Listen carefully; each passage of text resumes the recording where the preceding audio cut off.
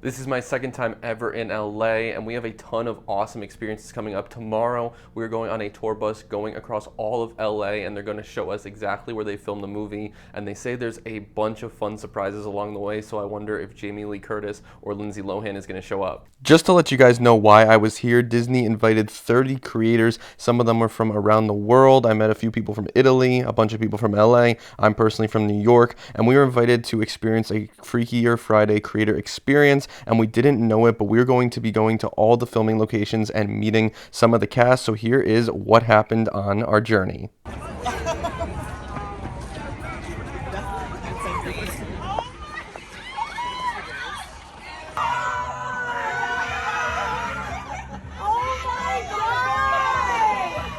Make some noise for Chad Michael Murray.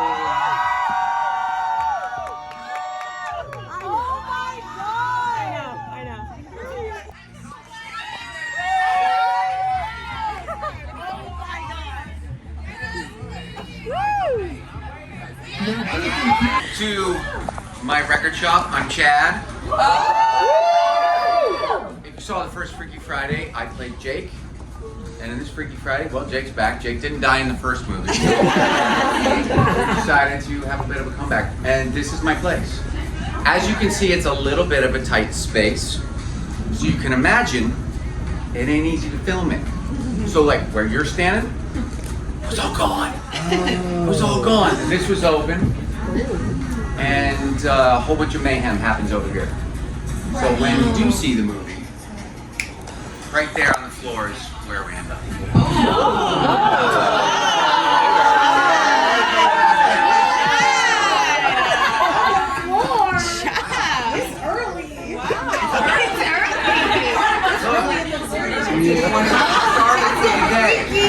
It's nice and warm. One of my last things I said is like, all right, we're gonna do this. I am not doing the movie unless Jake gets the last name. You can There's take an Easter egg. What's your last name? Durazo. It's not Durazo. It could be. It could be Durazo. Jake Durazo. That sounds good, actually.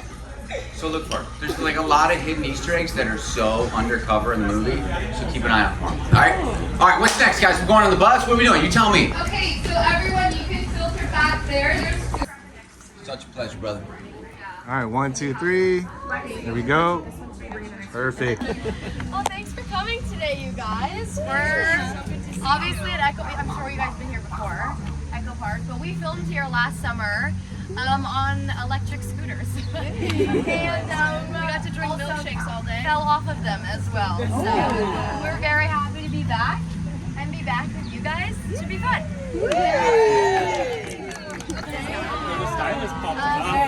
How do we do this? We'll get you guys nice and close together. All right, let's bring it in for a photo. There we go. Lawrence. Very nice. Speaking of Manny Jacinto, if you want to look behind you.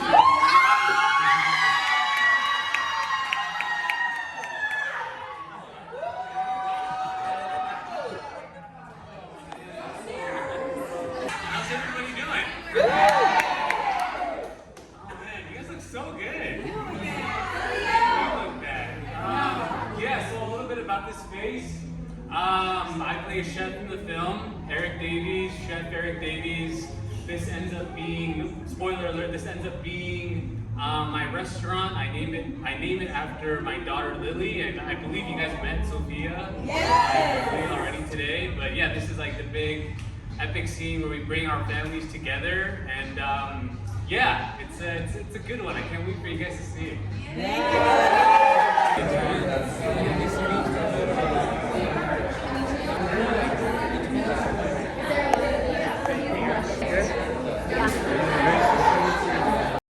The fourth stop on the trip was the fortune teller location. This is where they have a reception in the movie. There's a lot of familiar faces and cameos in this scene as well. The fortune teller in this scene talks with Tess and Anna, and then the room ends up shaking, and this is the location for it. And it's a pretty cool place. They got lockers all around, and you may even recognize the telephone booth and this corner from the movie. The next day, we had a private Pilates class on the beach, and they didn't tell us that we were going to have a surprise, but one of my favorite actors from the Halloween movies showed up, and of course, it is Jamie Lee Curtis.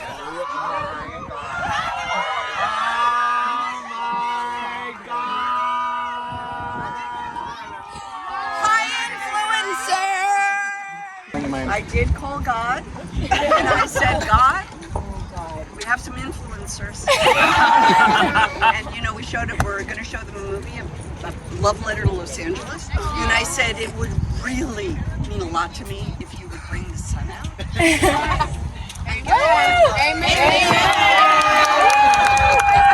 I literally, as I pulled down the highway, I was like, I'm born and raised in the city of Angels. This is where I'm born and raised, and please don't let them be clouded out. Hi, everybody. You guys, just so you know, it is the 22nd. My lucky number is 22. My birthday is on the 22nd, and every time I get a driver's license plate, you know how you get a new plate and you pull it out of the envelope, you know, those little orange envelopes? I'm always like this. Come on, come on, come on. Yes! Every time I get a 22, my driver's license number has a 22 in it. My social security. So 22 is a very lucky number because it was 22 years ago that we did. That out because People magazine came out today and it says it on the cover of it. Now, I thought it was 23, I don't know. But it says I guess it's 22. It's 22 years ago. Yeah. Have we eaten? Yeah, so they just got food. Did you do Pilates? Yeah. Did you do the 100?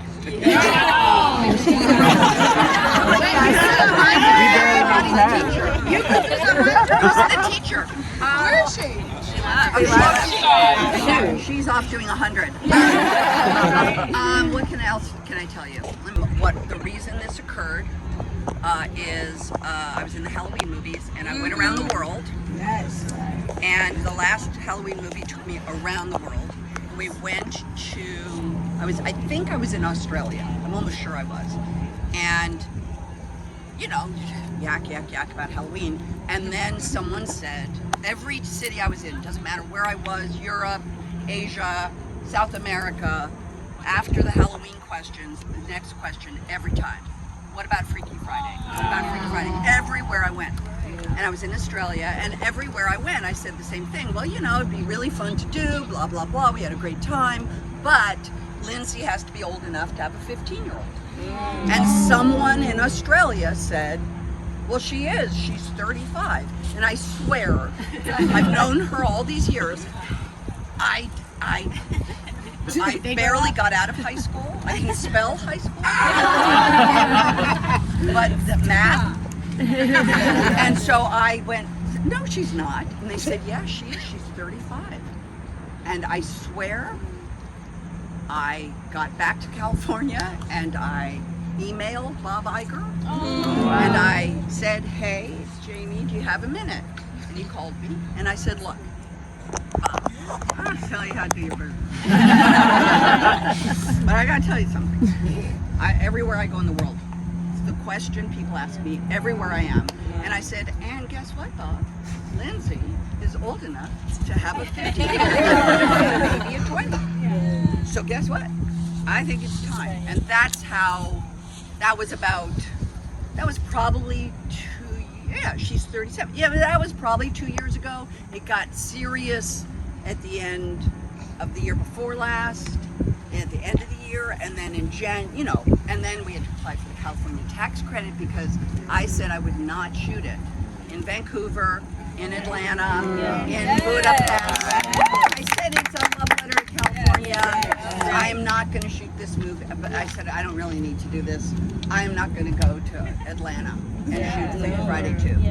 And I said, so, you know, back the F off about, and you have to apply for tax credit. And I don't know how much you pay attention, but you're influencers, so you should. California just passed a $750 million California tax credit new relief package because so much work has left. Yeah. And so now I'm hoping more and more. So anyway, we got to shoot it here, and then, but it also had to be last summer. And I had just finished that movie where I got my glasses. And I was literally had been away from home. And anyway, so we made it last June, and now here we are in August, a year later. So I'm really excited. I agree.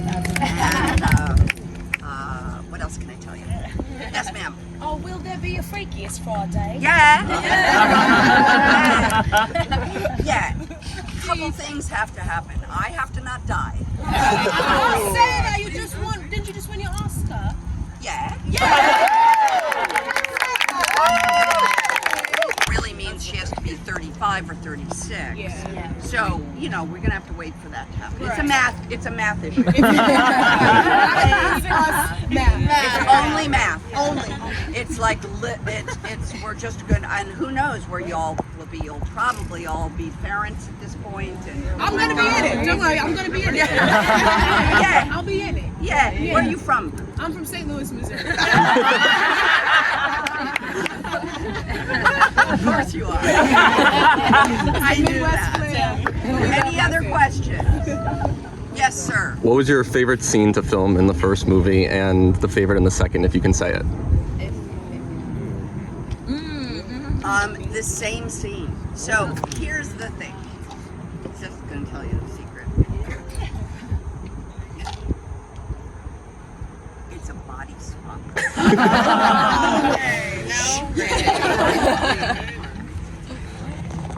And a body swap comedy demands a moment where the reality of the body swap takes place.